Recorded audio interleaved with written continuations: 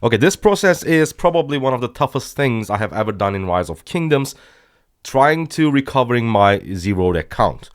But as you can see, we are all the way up to 65 million power. In this video, we are going to go over our troops, commanders, equipment, how did I recover until that point, am I happy with my recovery? We will talk about all of it. Let's go. Spartans! What is your profession? Starting with my marches, you guys already know it. Recently, we finished our second Cav March project, which was Ho Chu Bing paired with William I. Now, I haven't had the chance to use this march. I mean, I used only once, but then I realized it wasn't the best thing to do.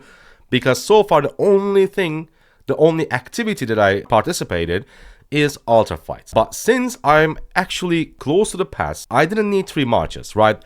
The relation between your distance to the pass and number of marches that you use is actually quite simple. Normally, you cannot send more than 1 march to the altar area anyways, right? If you already have 1 march in this area, you cannot send another. You can only use 1 march. But if you are not close to the pass, what you can do is you can send, let's say, 3 marches here, and then you fought with your first march. Now you're at yellow, almost red, and you are going to retreat.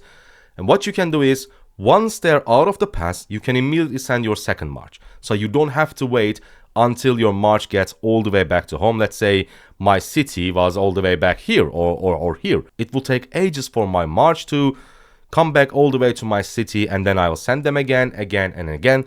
Like, it's just such a waste of time. So instead of doing that, you put 2, 3, or even 4 marches, depending on how many marches that you have. And once your first march is done, when they're out of this area, they go through this pass, and then you can immediately send your second troop and then your third, etc. But since my city was quite close to the pass, I didn't need a third march. 2 marches were enough for me, so I will put Ho Chu Bing primary, Nevsky secondary, and Guan Scipio. I will first use my Ho Chu Bing march, and then when they retreat, Guan goes in, and until my Guan is back to red, so he's gonna start retreating, my Ho Chu Bing was refreshed already.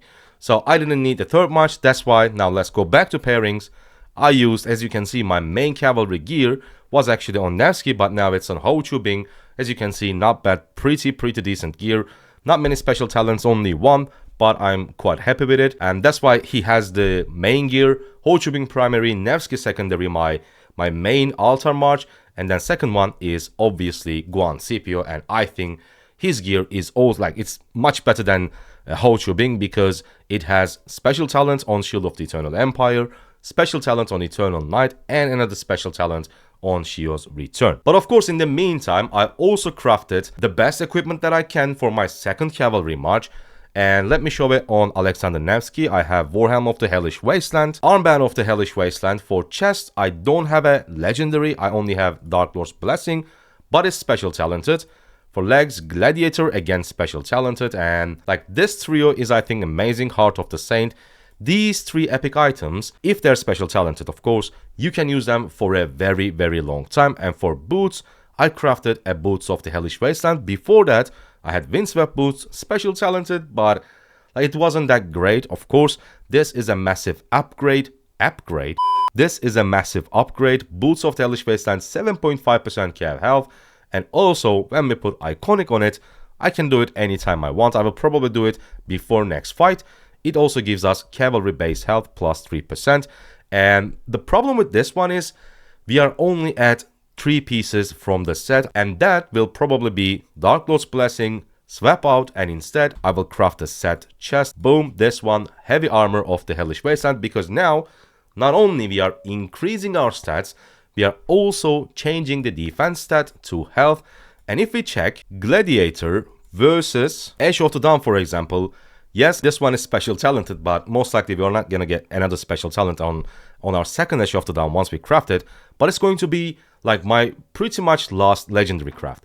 The reason is it's going to give us, with a 95% of chance, only 12% cavalry health. We are not going to get a special talent, and our special talented Gladiator is already giving us 10.5% health.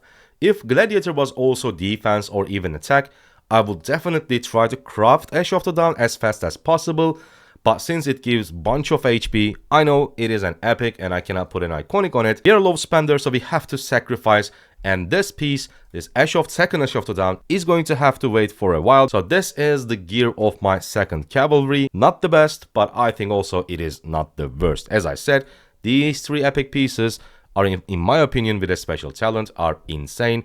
And you can use it for a very, very long time. We don't need to talk about Guan Yu and CPO. Like, it's one of my oldest pairings.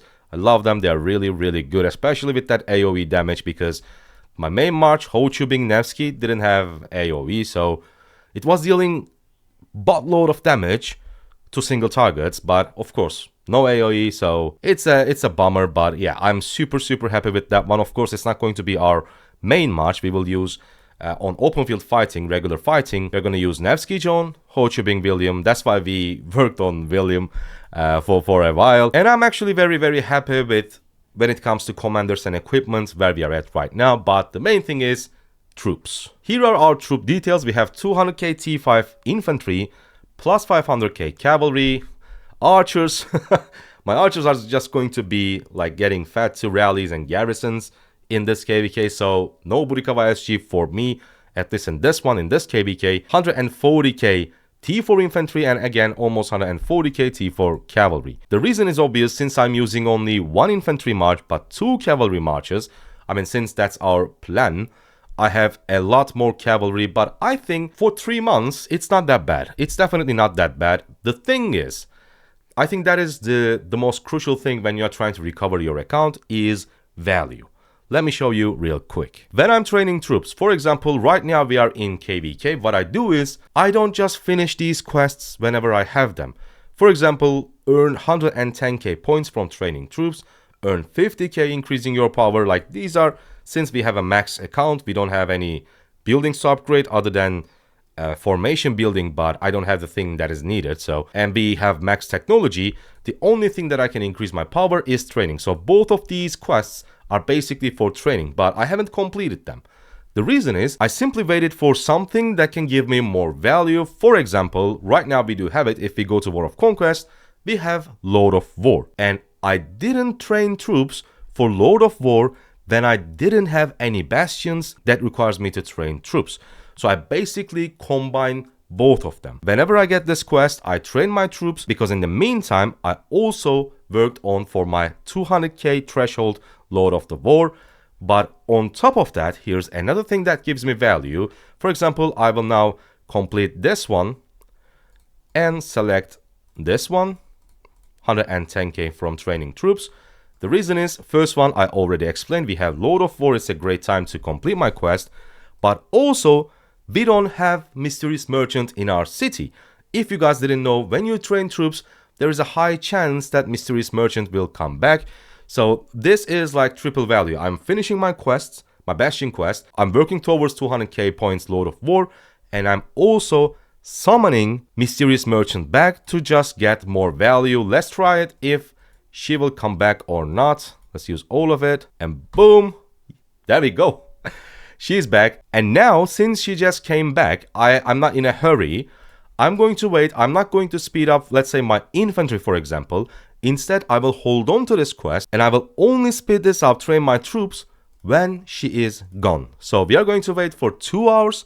We are not going to complete the training because we are not in a hurry. There are still plenty of hours for the day to end.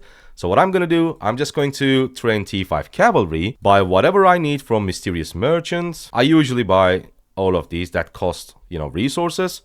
And then when she's gone, I'm going to speed up my infantry again to summon her back just to get more value. Oh, I forgot to mention, we also have Victorious Heart. So there are 3 things that will benefit me from training troops: my Bastion, Lord of War, and Victorious Heart. And on top of that, I'm waiting for Mysterious Merchant to go back so that I can summon her again to get more value. This is the way that I train my troops most of the time to give me the absolute best value, and this is what I recommend. Even if you didn't get zeroed, I think this is how you should, if you're free to play low spender, this is how you should speed up and train bunch of troops. Just try to get maximum amount of value from minimum amount of speed ups. This was the update of our 3rd month since we got zeroed. I think we are recovering pretty well. I will see you guys on the next video. Goodbye.